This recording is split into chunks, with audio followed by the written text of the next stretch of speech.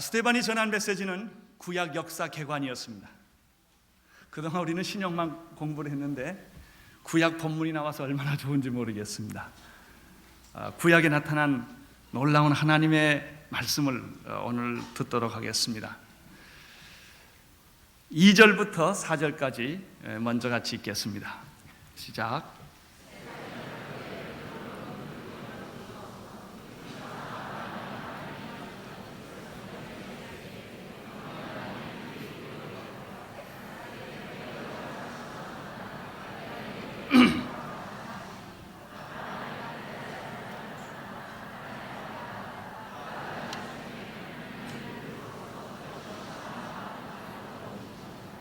구약 역사를 다룸에 있어서 스데반의 첫 번째 주제는 창세기에 있는 내용입니다. 특별히 아브라함과 이삭과 야곱과 요셉, 즉 다시 말하면 믿음의 조상들, 하나님께서 어떻게 부르셨고 인도하셨고 섭리하셨는가 하는 내용을 지금 전하는 것입니다. 2절부터 4절에 있는 내용 가운데 먼저 우리가 발견할 수 있는 첫 번째 사실은 하나님께서는 믿음의 조상인 아브라함을 부르시고 인도하셨다는 주제입니다. 평범한 주제입니다. 그러나 굉장히 중요한 주제입니다. 하나님께서 아브라함을 인도하셨다라는 말 속에는 엄청난 비밀이 숨겨져 있습니다. 2절을 보십시오. 2절 같이 읽겠습니다. 시작.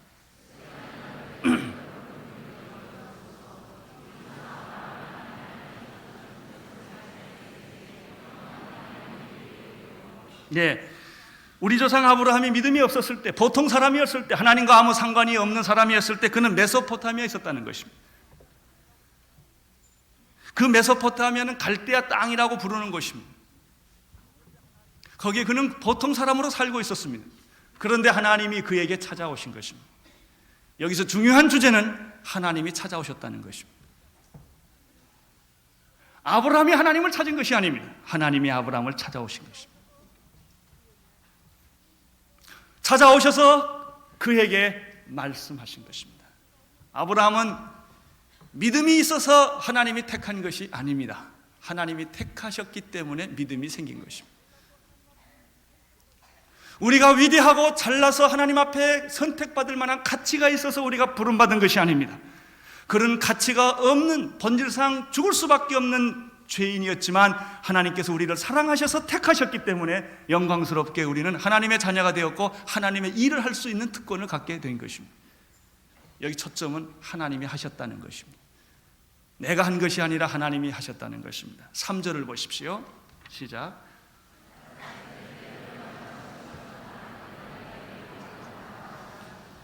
가라사대 내 고향 친척을 떠나 내가 내게 보일 땅으로 가라. 찾아주신 분도 하나님이시요 말씀하신 분도 하나님이십니다. 동시에 아브라함의 인생의 내용을 만들어주신 분도 하나님이십니다. 아브라함아, 너는 본토 친척 아베의 집을 떠나라. 그리고 내가 내게 지시할 곳으로 가라 라는 명령을, 인생의 내용을 주셨습니다. 많은 사람들이 인생이 주어집니다. 그러나 어떤 사람은 인생의 내용을 갖춘 사람이 있고 어떤 사람은 인생의 내용이 없이 껍데기만 살다가 죽어가는 사람이 있습니다. 여러분의 인생의 내용은 무엇입니까? 여러분이 세상에 오셨습니다. 태어났습니다. 한국 땅에 태어났습니다. 이 시대에 태어났습니다. 무엇을 위해서 태어났습니까? 무엇을 위해 살아야 합니까? 내용입니다. 어떤 사람은 돼지같이 살다가 가는 사람도 있습니다. 어떤 사람은 괴로워하고 고민하며 살다 가는 사람도 있습니다. 어떤 사람은 병들다 평생 가는 사람도 있고 어떤 사람은 교도소에서 일생을 보내는 사람이 있습니다. 인생의 내용은 무엇입니까? 아브라함의 인생의 내용은 아브라함이 만든 것이 아니라 하나님이 주셨다는 것입니다. 너는 가서 너는 본토 친척 아베의 집을 떠나 내가 내게 지시할 땅으로 가라. 그것이 아브라함의 인생의 전부였습니다. 4절을 보시기를 바랍니다. 시작.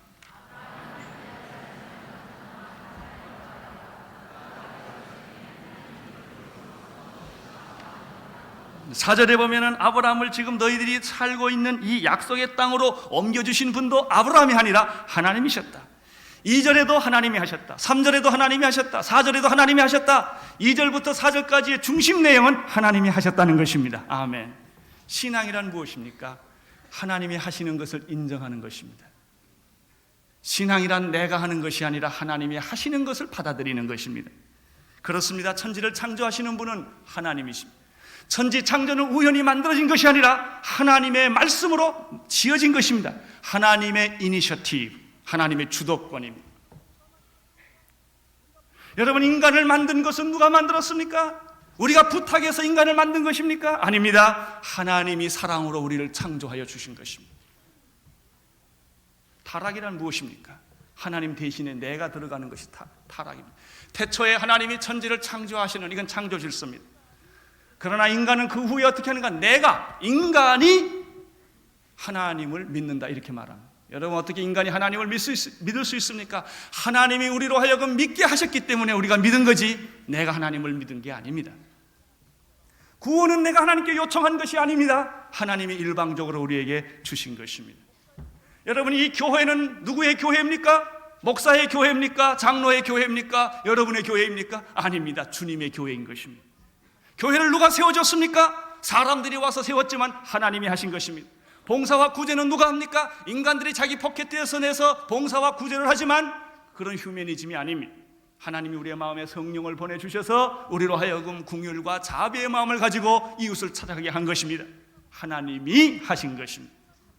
내가 했다고 했을 때 타락이 옵니다. 인간이 한다고 말했을 때 타락이 옵니다. 여러분, 자유주의 신학이라는 것이 무엇입니까? 인간이 하나님 대신 신앙의 주체가 될 때 타락이 오는 것입니다. 하나님이 하신 것입니다. 오늘 우리를 여기 있게 하신 분도 하나님이십니다. 여러분 교회까지 오게 하신 이도 여러분 발로 왔지만 하나님이십니다. 여러분의 인생의 마지막 생애까지 여러분을 이끌고 가실 분은 하나님이십니다. 그것을 스데반이 지금 주장하는 것입니다. 하나님이 하셨다는 것입니다. 사도 요한은 이러한 하나님이 하셨다라고 하는 이런 내용을 요한복음 15장 16절에서 이렇게 쉽게 표현을 했습니다. 너희가 나를 택한 것이 아니요 내가 너희를 택하여 세웠다. 요한일서 4장 10절에서는 우리가 하나님을 사랑한 것이 아니라 하나님이 먼저 나를 사랑하셨다. 여러분이 하나님을 사랑한 것 같습니까? 아닙니다. 사랑을 받아보지 못하면 사랑할 수가 없습니다. 사랑을 내가 받았기에 사랑의 전염병에 걸려서 내가 사랑하는 것입니다. 내가 하나님을 향하여 눈물을 흘립니다. 예수님을 생각하며 가슴이 저립니다. 왜 그렇습니까? 사랑을 내가 먼저 받았기 때문입니다. 그 사랑은 조건 없는 사랑이요, 그 사랑은 절대적인 사랑이었던 것입니다. 내가 사랑이 눈뜨기 전에 그분은 내게 오셔서 사랑의 음성을 들려주신 것입니다. 내가 그분을 택한 것이 아니라 그분이 나를 택했으며 내가 하나님을 사랑한 것이 아니라 그분이 나를 먼저 사랑하셨습니다. 이제는 나는 사랑하지 않으면 견딜 수 없는 사람이 되었고 내 생애 전체를 하나님을 위하여 하나님의 영광을 위하여 사랑의 화신으로 살고자 하는 거룩한 욕망이 우리 안에 일어나기 시작한 것입니다. 하나님이 하셨습니다. 하나님이 나를 택하셨고 아무것도 모르는 나를 불렀고 말씀을 가르쳤고 깨닫게 해주셨고, 여러분 생각해요. 우리 같은 더러운 인간이 어찌 이런 거룩한 생각을 할 수가 있겠습니까?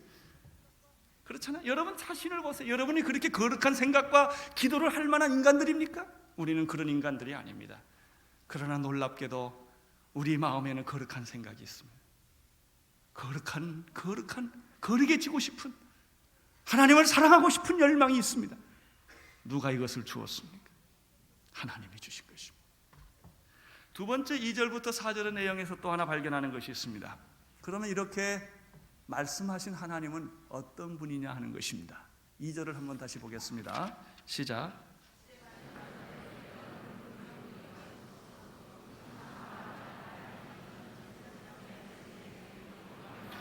우리 하나님은 어떤 하나님이십니까? 영광의 하나님이십니다.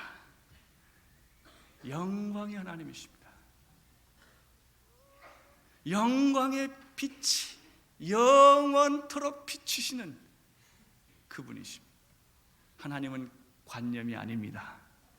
하나님은 개념이 아닙니다. 하나님은 돌부처가 아닙니다. 하나님은 단순한 이데올로기나 지식이 아닙니다. 그분은 하나님이십니다. 영광의 하나님이십니다. 이 영광의 하나님을 스데반이 보았습니다. 사람들이 이를 갈며 스데반을 죽이려고 할 때 스데반은 하늘을 우러러 주목하여 보았습니다. 55절에서 하늘을 우러러 주목하여 볼 때 그는 하늘 문이 열리면서 하늘에서 영광의 광채가 비치는 것을 보았습니다. 55절에 그는 이렇게 말을 했습니다. 내가 하늘을 주목하여 우러러 보니 거기에는 하나님의 영광이 있었다고 말했습니다. 그분은 하나님을 보았습니다. 하나님의 영광을 본 사람은 어떤 오해와 모함과 악조건 속에서도 천사의 얼굴을 할 수가 있습니다. 하나님의 영광을 보니 그 영광 속에 또 무엇이 하나 보인 것입니다. 예수 그리스도십니다. 그 예수 그리스도가 하나님 우편에 서 계신 것을 그는 목격을 했습니다. 여러분, 지금 영광의 하나님이 계십니다. 예수 그리스도께서 죽으신 것이 아니라 승천해서 사라져버리신 것이 아니라 그분은 하나님 우편에서 지금 우리를 보고 계시는 그 예수님을 보았을 때 스데반은 두려움이 없어졌던 것입니다. 염려가 없어졌던 것입니다. 불안이 없어졌던 것입니다. 오늘 돌에 맞아 죽는다 할지라도 그는 천사의 얼굴을 가질 수가 있었습니다. 여러분들은 하나님을 믿으십니다. 그러나 영광의 하나님을 믿으시는가를 묻고 싶습니다. 여러분은 영광의 하나님을 만나신 일이 있으십니까? 그분의 음성을 들어본 일이 있습니까? 그 영광의 하나님 그 깊은 곳에 우리 예수님이 보이십니까? 예수님이 하나님 우편 보좌에 서서 우리를 위해 기도하시고 지금 금방이라도 뛰어날 것 같은 그런 포즈를 취하시면서 우리에게 임하시는 예수 그리스도를 보고 계십니까?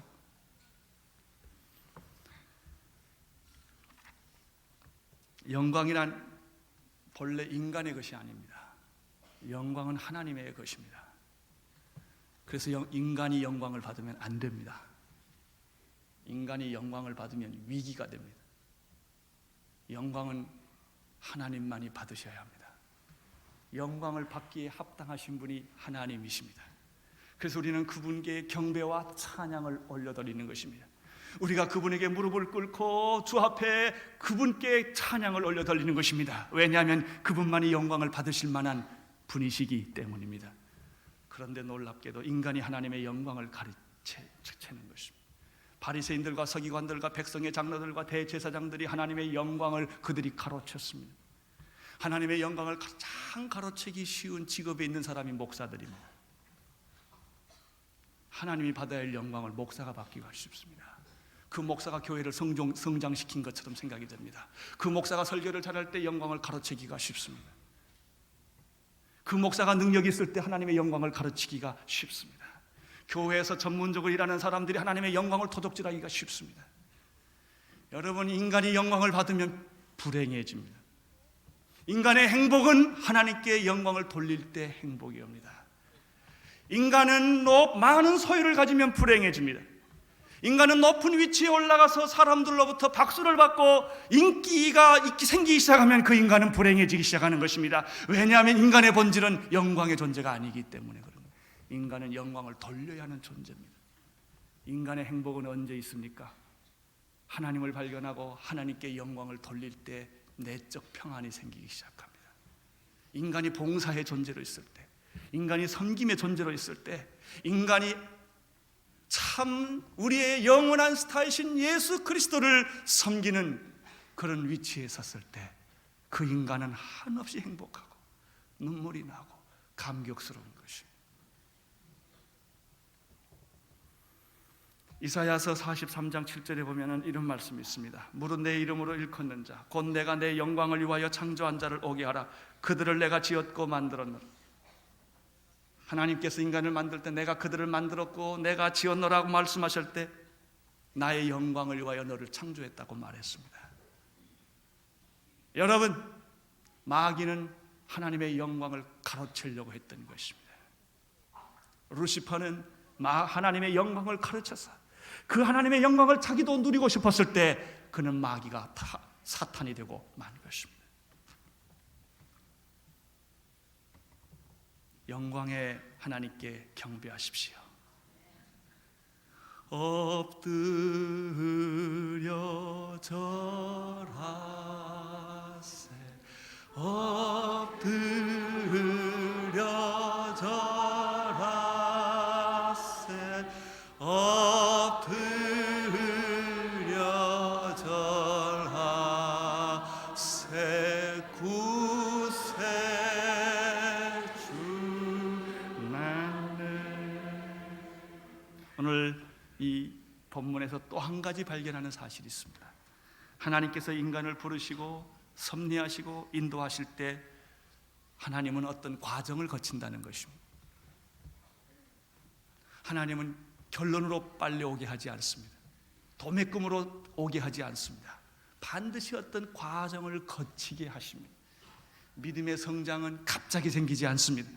어떤 과정을 거치는 것입니다. 과정을 거치면서 그 믿음을 성숙시키시는 것입니다.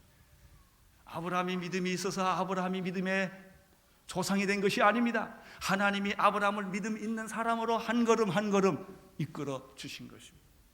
여기에 세 가지 단계가 있었습니다. 첫 번째는 갈대아 땅을 떠나게 하시는데 하나님의 첫 번째 훈련이 있었습니다. 갈대아 땅이란 무엇입니까? 고향입니다. 고향이란 무슨 뜻입니까? 자기 터전입니다. 자기가 태어난 곳입니다. 자란 곳입니다. 일가 친척이 있는 곳입니다. 자기의 사업이 있는 곳입니다. 사람들은 다 고향을 떠나기를 원하지 않습니다. 고향에 있으면 편안합니다. 고향에 있으면 실수를 해도 괜찮습니다. 고향에 있으면 사람들이 자기를 다 보호합니다. 믿음이란 이 고향을 떠나는 데 있는 것입니다.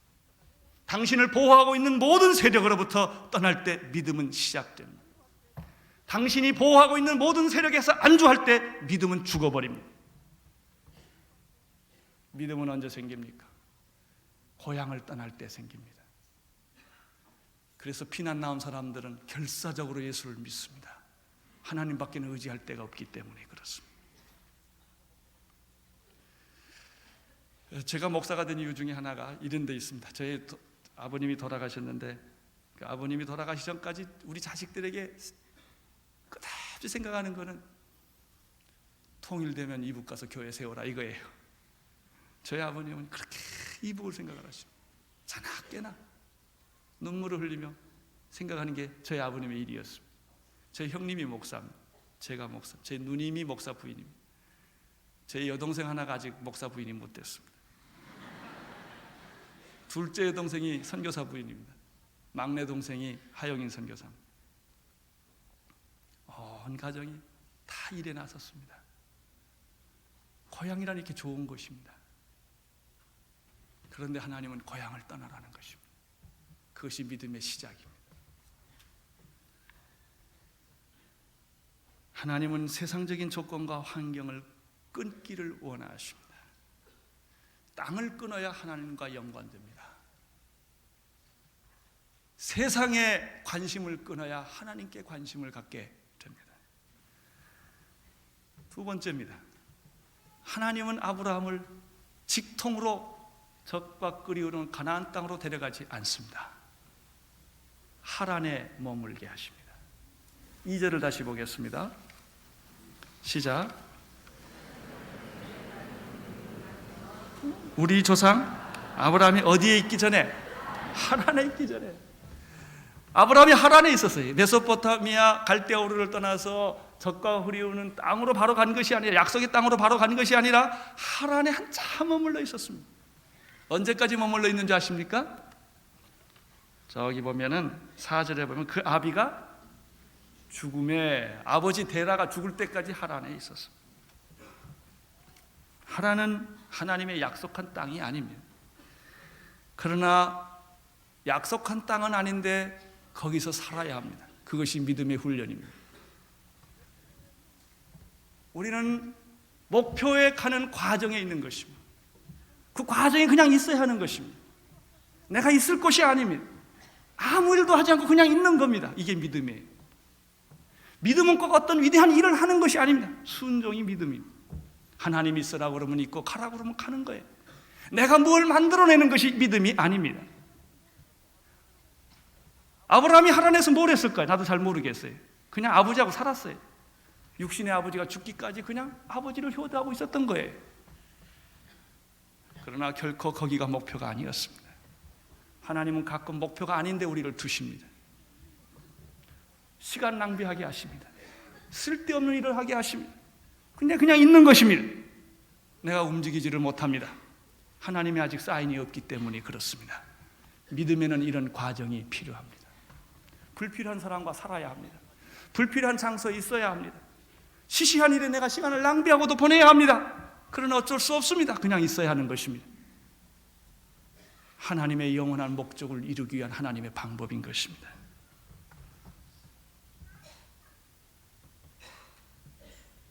여러분, 이 땅은 영원한 목표입니까? 이 땅은 우리가 영원히 가야 할 장소입니까?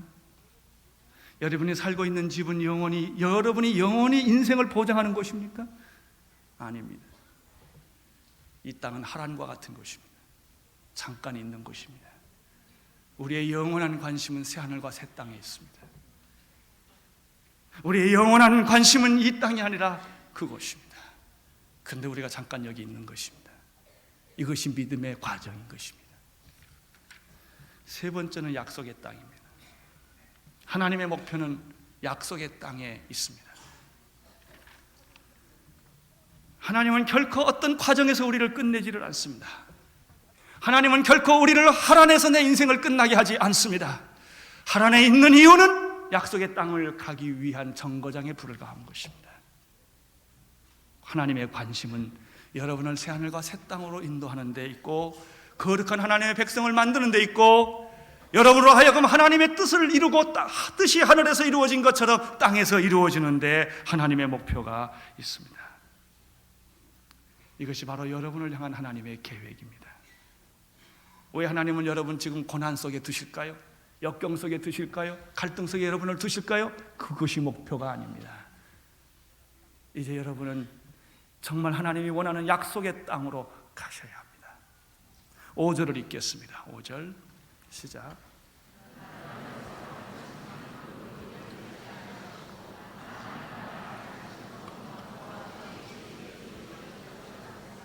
여기에 놀라운 하나님의 역설이 있고 신비가 있습니다. 5절이 놀라운 말입니다. 여러분, 하나님의 약속의 땅을 우리를 가기를 원하십니다. 그러나 약속의 땅에 가보니 발붙일 것이 없는 것입니다. 이게 현실입니다. 내가 주님의 뜻대로 주님의 말씀대로 순종했는데 고난이 온 것입니다.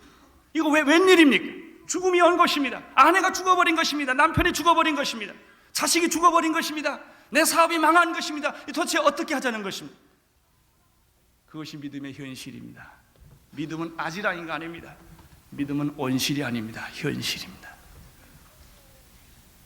여러분은 어떻게 하나님을 해석하시겠습니까? 여러분 하나님을 어떻게 믿으시겠습니까? 발붙일 만한 땅을 주지 않았다고 말했습니다. 무슨 뜻입니까? 하나님은 땅에 관심이 있는 게 아니라는 뜻입니다. 약속의 땅보다 더 중요한 것은 약속의 사람입니다. 약속의 씨입니다. 약속의 자녀인 것입니다. 하나님의 관심은 그 땅에서 내가 농사 잘 짓고 부자 되고 성공하고 높은 지위에 올라가는 것이 내 인생의 전부가 아니라는 것입니다. 그러나 많은 사람들은 예수 믿고 부자가 되고 건강하고 축복받고 잘 사는데 관심이 실제로 있다는 것입니다. 자기 아이들 대학교 잘 가고, 그것이 하나님을 믿는 많은 이유라는 것입니다. 하나님의 관심은 물질에 있지 않습니다. 하나님의 관심은 이 땅에 있지 않습니다. 하나님의 관심은 여러분들이 새하늘과 새 땅을 바라보는 데 있는 것입니다. 정말 약속의 백성이 되는 것을 하나님이 원하시는 것입니다. 여러분, 이스라엘이 과연 약속의 백성일까요? 그렇다면 왜 저렇게 수많은 세월 동안을 고생하며 유리방황하며 지금까지 살아야 합니까? 그 이상의 것입니다. 그것보다 훨씬 깊은 것입니다.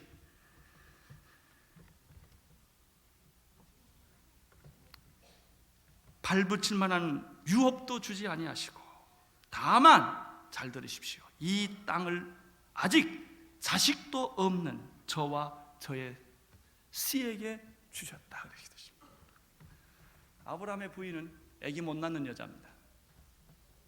근데 아기 못 낳는 여자에게 자손의 축복을 주겠다고 말해서 농 나가는 것입니까? 뭡니까?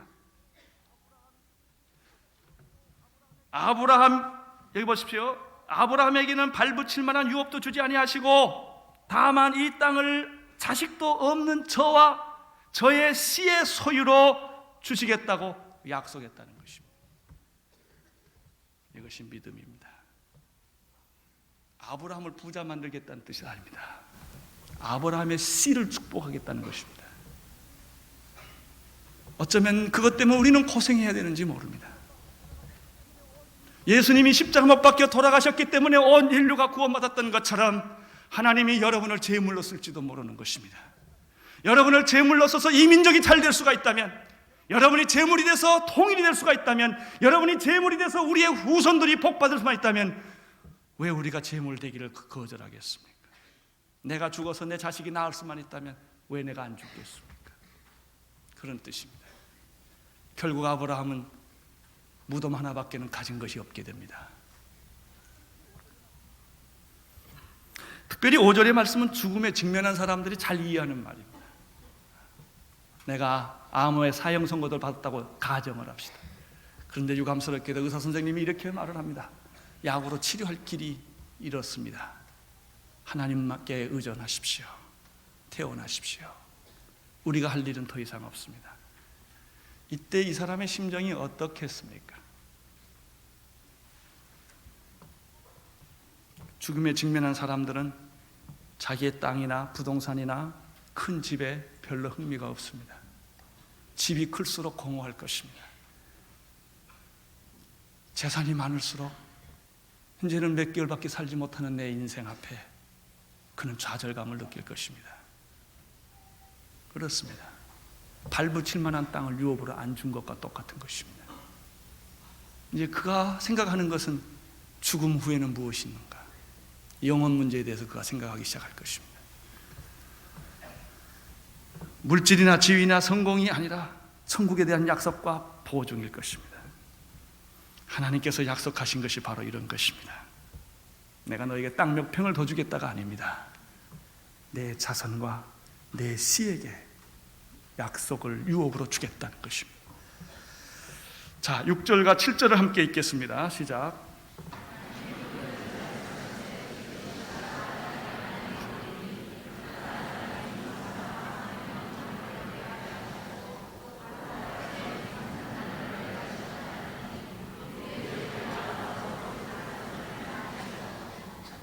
이 모든 일들은 역사적으로 성취된 일입니다.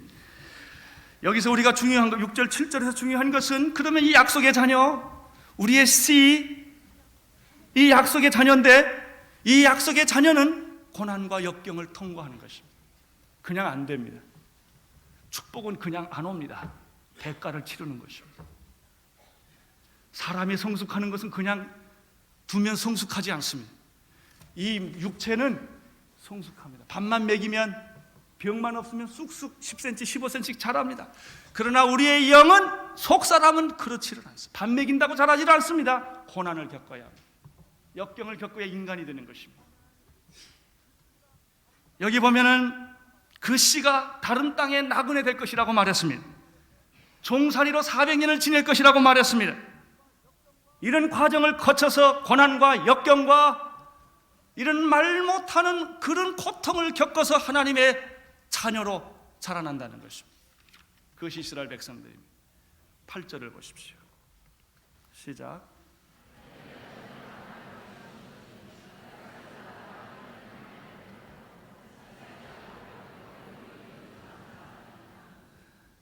애긴할 수 없는 한 부인에게서 기적적으로, 그것도 나이 100세가 다 돼서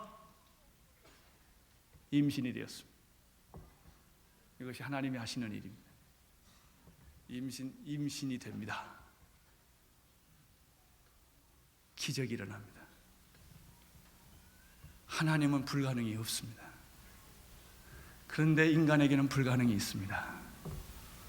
사람은 그래서 하나님을 제한합니다. 내가 불가능하니까 하나님도 못할 거라고 생각합니다. 내가 안 되니까 하나님도 안 될 것이라고 생각합니다. 하나님을 신뢰하지 않는 것입니다. 이것이 불신앙입니다. 나는 못해도 하나님은 하십니다. 자연과학은 못해도 하나님은 하십니다. 인간의 이성은 못해도 하나님은 하십니다. 전 인류가 못해도 하나님은 하십니다. 하나님은 기적을 일으킬 수 있습니다. 불가능을 가능케 합니다. 없는 것을 있게 합니다. 길을 뚫습니다. 이분이 하나님이십니다. 여러분이 하나님을 믿으십니까? 이분이 여러분의 하나님이십니까? 여러분 가슴을 넓히십시오. 불가능에 도전하십시오. 막힌 담을 여십시오. 그분이 하나님이십니다. 우리 교회는 변할 수가 있고 한국은 변할 수가 있습니다. 만약 이 선택은 우리가 하는 것입니다. 온누리 교회가 사도행전적 교회가 될 수 있는 것도 우리의 기도의 선택입니다. 믿음으로 하나님을 믿으면 그게 되는 것입니다.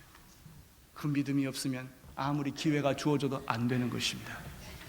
한국은 거듭날 수 있는 그런 축복을 받을 수 있는 나라입니다. 교회들이 이런 기도를 하면 그렇게 될 것입니다. 그러나 교회가 믿음이 없으면 결코 이데올로기 이상 되지 않을 것입니다. 할례를 주었습니다. 이삭이 태어났습니다. 야곱이 태어났습니다. 야곱의 12지파가 태어났다고 말했습니다. 우리의 조상 12이 생겼다고 말했습니다. 애기 날 수 없는 한 여자에게서 12조상이 나온 것입니다. 할렐루야. 믿음으로 적용하시기를 바랍니다. 여러분의 삶에 적용하십시오. 이런 일들은 일어납니다. 안 됩니까? 안 돼도 됩니다. 나는 우리 교회 기적이 일어날 것을 확신합니다. 왜냐하면 기적이 일어날 때까지 할 거니까. 안진병이가 일어날 것입니다. 병이 날 것입니다. 이 교회가 기적을 이룰 것입니다. 이렇게 세울 것입니다. 우리는 그런 하나님을 가지고 있습니다. 천상하지에 너희 하나님 같은 하나님이 없다. 나는 세상 사람들이 이렇게 말하기를 바랍니다. 홍해를 가르신 하나님, 여리고성을 무너뜨린 하나님, 요단강을 마르게 하신 그 하나님이 우리 하나님이십니다.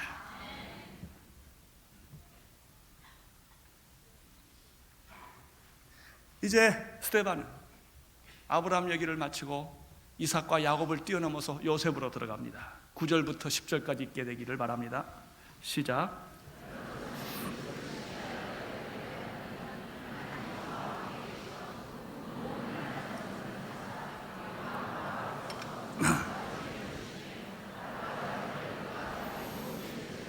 아브라함의 생애처럼 하나님은 요셉의 생애에 간섭하기 시작을 했습니다. 요셉은 어떤 사람입니까?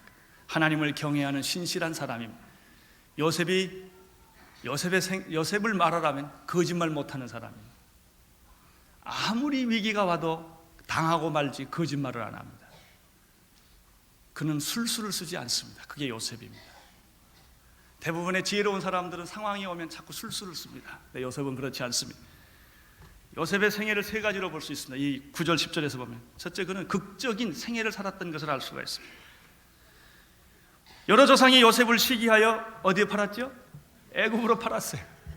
애굽으로 파는 얘기를 들어보면 먼저 깊은 우물가에 던져져요. 요셉은 땅 끝까지 내려가 본 사람이에요.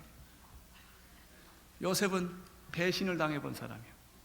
배신의 벽을 넘어서. 배신이라는 게 얼마나 가슴을 아립니까? 그것도 피를 나눈 형제끼리 배신할 때, 형이 배신할 때, 동생이 배신할 때, 그 배신은 갑절이나 고통스러운 것입니다. 요셉은 피를 나눈 형제로부터 배신을 당했습니다. 그는 아무도 알 수 없는 외국의 종으로 팔려갔습니다. 그의 인생은 하나의 드라마였습니다. 그의 인생은 형용할 수 없는 고통의 연속이었습니다. 그는 그 집에서 충성을 했습니다. 그래서 또 인정을 받았습니다. 그러나 마귀는 또 옆구리를 찔렀습니다. 나쁜 여자가 나타난 것입니다. 아주 나쁜 여자가 나타났습니다. 그래서 그 나쁜 여자가 요셉을 감옥에다 집어넣습니다. 감옥에 또 들어갔습니다. 그는 감옥에서 최선을 다했습니다. 감옥에 또 동료한테 또 어려움을 겪었습니다. 그게 요셉입니다. 파란만장한 드라마 같은 인생을 산 사람이 요셉입니다. 하나님이 저와 함께 계셔 그 모든 환난에서 건져내시고 애굽왕 바로 앞에서 은혜와 지혜를 주심에 바로가 저를 애굽과 온 집에 뭐로 삼으셨어요? 친위자. 이러한 요셉은 한 나라의 총리 대신이 됐습니다. 우물가 깊은 곳에서부터 이방 나라의 종살이로 팔려갔던 그가 감옥에서 인생을 보냈던 그에게 하나님은 나이 30에 총리 대신이 되는 그런 축복을 주셨습니다. 기막힌 한 인생의 고난과 역경 속에서 뽑아낸 하나님의 섭리. 고난이 깊을수록 하나님의 섭리가 깊은 법입니다. 역경이 깊을수록 하나님의 은혜가 깊은 법입니다. 고난과 역경 속에 자기 자녀를 그냥 두시는 것이 아닙니다. 의미가 있는 것입니다. 더 놀라운 섭리를 이루시기 위한 하나님의 방법이었던 것입니다. 11절부터 16절까지 길지만 읽겠습니다. 시작.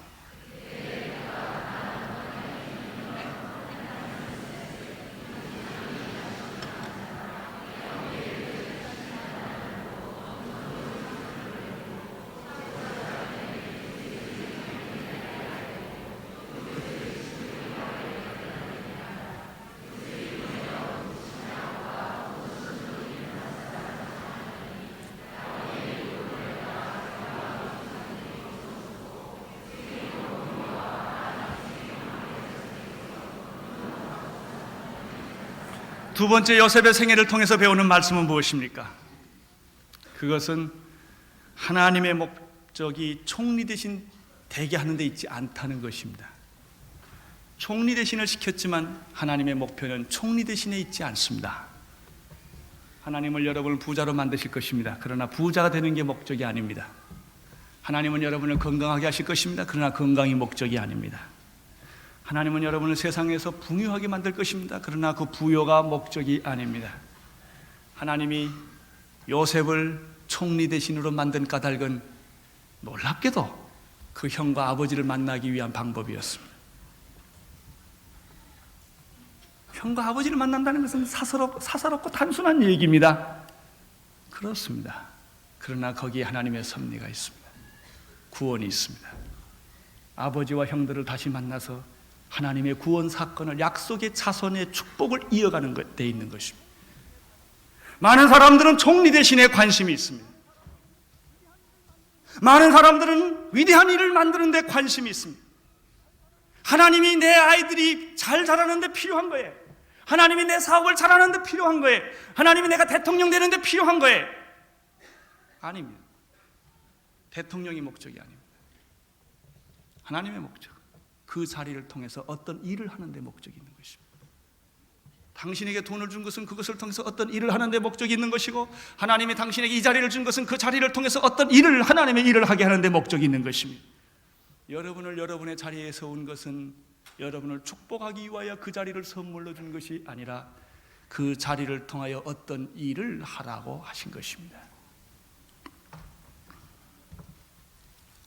총리 대신이 아니었던들 어떻게 형들과 아버지를 만날 수가 있었겠습니까? 여기 보면 흉년이 왔다고 그랬죠. 흉년이란 무엇입니까? 하나의 자연적인 재앙입니까? 내추럴 디자스터입니까 이게? 그렇게 볼 수도 있겠죠. 그러나 오늘 이 본문에서 이 사건을 통해서 보면 재앙이란, 흉년이란 그 형들과 아버지를 애굽에 가게 한 사건입니다. 그 전체 사건에서 쌀을 얻어왔다는 게 중요하지 않습니다. 그 사람들이 가서 요셉을 만났다는 데 중요한 의미가 있습니다. 하나님은 흉년을 사용하셨습니다. 이 흉년이란 인생의 더 깊은 진리를 깨닫게 하는 계기가 되는 것입니다. 실패와 고난도 마찬가지입니다. 하나님께서 그러한 일시적인 좌절을 통하여 더 영원하고 완전한 하나님의 사랑과 섭리를 깨닫게 하시는 데 목적이 있습니다. 여러분이 겪었던 고난을 잘 음미해 보십시오. 그리고 앞으로 여러분이 겪어야 할 많은 수많은 고난들을 생각을 해 보십시오. 결론이 무엇입니까? 자리입니까? 돈입니까? 총리 대신입니까? 아닙니다.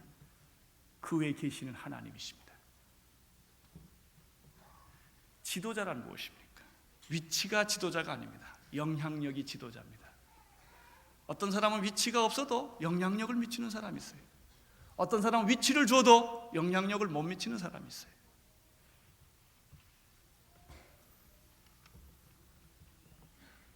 결국 흉년 때문에 양식이 없어서 형들이 애굽을 가게 되었고, 결국은 자기들을 팔았던 요셉을 만나게 되고, 요셉을 만난 그것이 바로 또 아버지를 만나게 되는 계기가 되는 것입니다. 인생은 하나의 숨바꼭질입니다. 누가 말 안 들어 요지경입니다. 그러나 그 여지경 속에는 하나님의 섭리가 숨어 있는 것입니다. 고린도후서 4장 7절에서 9절의 말씀이 생각이 납니다. 우리가 이 보배를 질그릇에 가졌으니 이는 능력이 심히 큰 것이 하나님께 있고 우리에게 있지 아니함을 알게 하려 하니라. 우리가 사방으로 우겨싸움을 당하여도 쌓이지 아니하며 답답한 일을 당하여도 버림받지 아니하며 거꾸로 뜨림을 당하여도 망하지 아니한다. 아멘. 그렇습니다. 약속의 자녀들은 결코 망하지 않습니다. 시련은 겪을 수 있습니다. 망하지 않습니다.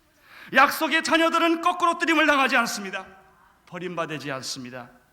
어떤 경우에도 낙심할 수 없습니다.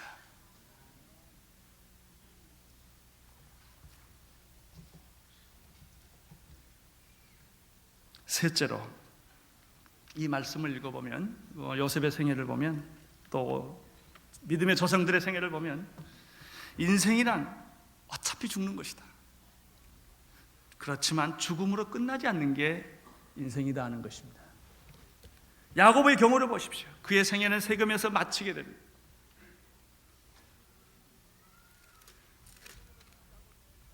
(15절에) 보면은 야곱이 애굽으로 내려가 자기와 우리 조상들이 거기서 죽고 세겜으로 옮기워 아브라함이 세겜 하몰의 자손에게로서 은으로 값주고 산 무덤에 장사되니라. 그게 결론이, 여러분의 결론도 똑같습니다. 한 줌의 흙으로 돌아간다는 얘기입니다. 아무리 고난과 역경에 파란만장한 드라마 같은 인생을 살았어도 결국은 한 줌의 흙으로 돌아가는 것이고,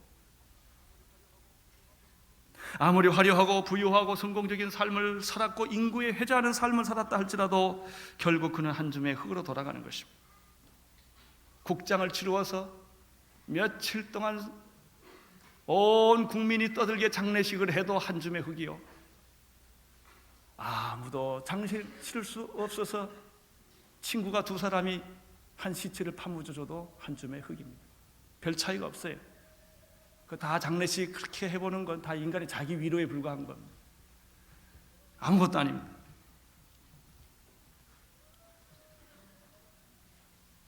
여러분, 그러면 예수를 잘 믿는다는 게 뭘까요? 착하게 산다는 게 뭐예요? 한 줌의 흙을 위한 거 아닙니까? 욥기 1장 21절에 모태에서 적신으로 나왔은즉 내 안 적신으로 돌아갈 것이다. 전도자가 말한 것처럼 정말 헛되고 헛되며 헛되고 헛되는 것인가? 한 줌의 흙인가? 아닙니다. 그렇지 않습니다. 한 줌의 흙이지만 결코 흙이 아닙니다.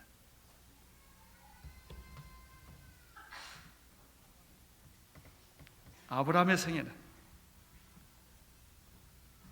아브라함 자신보다는 하나님에게 있고, 아브라함의 축복보다는 아브라함 후손의 축복이 있습니다. 약속의 자녀 씨에 있는 것입니다. 아브라함의 후손에서 메시아가 나옵니다. 다윗의 왕가에서 메시아가 나옵니다. 아브라함의 자손 다윗의 자손에서 할렐루야 메시아가 나온 것입니다. 여러분, 우리들을 통하여 하나님은 영원한 목표를 가지고 계십니다. 단순히 여기서 우리가 먹고 마시고 자고 예수 믿고 이런 정도가 아닙니다. 우리는 하나님의 우주 섭리의 계획에 우리가 내포되어 있는 것입니다. 우리는 세계를 복음할 것입니다. 우리는 이 땅을 복음할 것입니다. 바로 그런 의미가 우리에게 있는 것입니다. 아브라함과 이삭과 야곱과 요셉의 생애가 그러했듯이 바로 우리들의 생애가 비록 한 줌의 흙으로 언젠가는 돌아가겠지만 결코 그것으로 끝나지 않는다. 우리의 기도가, 우리의 헌신이, 우리의 믿음이 이 엄청난 하나님과 관계를 갖게 될 것이고, 민족의 미래에 축복을 줄 것이고, 주님 오시는 날까지 우리는 이 영광스러운 새하늘과 새 땅에 동참하게 될 것입니다. 그것을 지금 스데반이 이야기하고 있습니다. 오늘 여러분에게 이 하나님의 은혜가 넘치기를 바랍니다. 기도하겠습니다. 하나님 감사합니다. 아브라함과 이삭과 야곱과 요셉의 생애를 통하여 하나님이 하셨던 엄청난 구원 섭리와 역사 섭리를 인하여 감사를 드립니다. 주여, 우리들로 하여금 이 하나님의 영광을 보게 하여 주시옵소서. 예수님 이름으로 기도드리옵나이다.